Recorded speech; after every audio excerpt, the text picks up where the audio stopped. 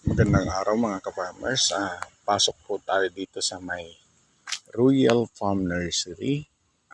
Ating ikuting ang mga practices dito sa Royal Cocoa Farm Nursery. At ito yung mga practices na ginagawa po ng aming farm, Royal Cocoa Farm. Kasalukuyan nagre-rebag po kami sa size 4x10.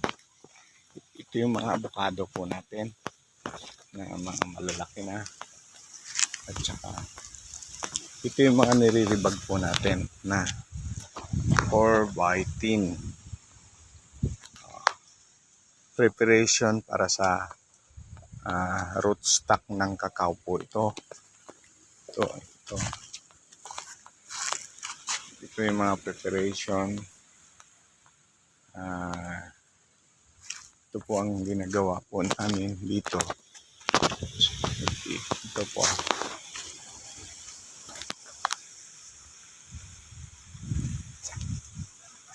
Ito po yung mga punla namin na for transplanting na. Ayan po yung punla ng kakao. Hindi po sabay-sabay yung pagkatubo. Ayun yung mga preparation namin. At saka ito yung yung mga kakao natin na ready for pickup na.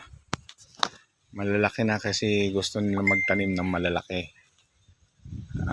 Kaya mga ka-farmers, ito lahat ng malalaki ay sold out na sa kakao.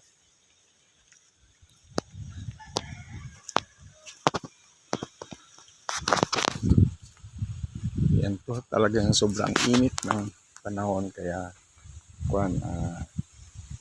ito po yung preparation natin, yung pinso size na pwede nang pilian ng pwedeng i-grab.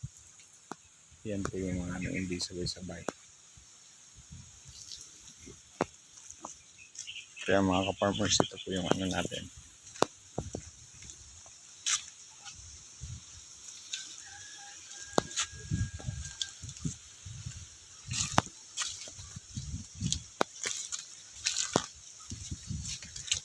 Itong mga ipasiguro rito, ko na to, subject for grafted na para malalaki na kaagad.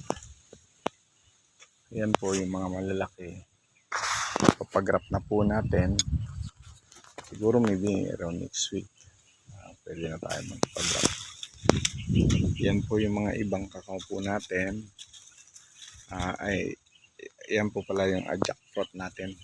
Tsaka ito jackfruit preparation din. Pero ito yung pinakamagandang natin. Ito po yung Criollo. Grafted na po ito. Yung mga Criollo po ay grafted na. Ayan po yung pinagtugtungan. Ayan po. Pero malalaki na. Halos mamulaklak na po lahat to. Kaya ito na rin to. For disposal na rin. Kaya mga ka-farmers, ito po yung mga preparation po natin dito sa Royal Cocoa Farm.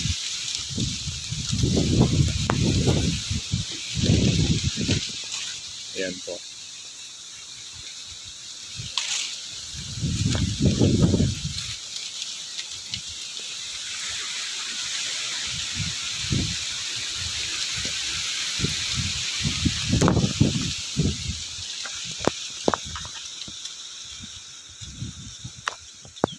Ito po yung preparation namin na ginagawa.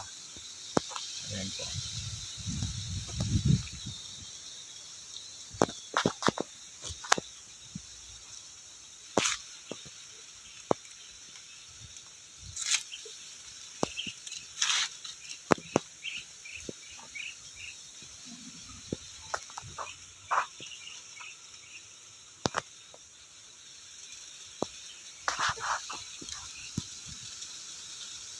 Ito po yung mga practices namin dito mga ka-farmers. Paki-like and subscribe po ang Kumaans Farming. Maraming salamat po.